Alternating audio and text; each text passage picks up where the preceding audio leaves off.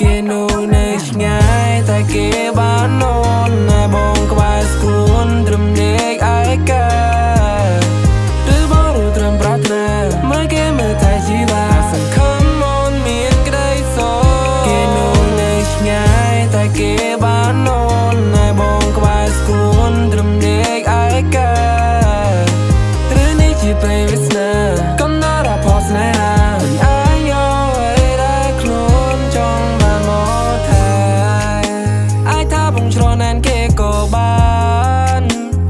ក៏យ៉ាងអូនគឺជាអ្នករឿងអូនមានជំរឿងអាចជ្រឿងយកនាងដែលសាសមនឹងរូបស្រីពេលលឿនមានគេបងលីស្ទើតែឈួរទាំងថ្ងៃបងឈរនៅមកស្ងួនរឿនមើលមិនឃើញបងថ្លៃពួកគេនេះសែងយកទៅ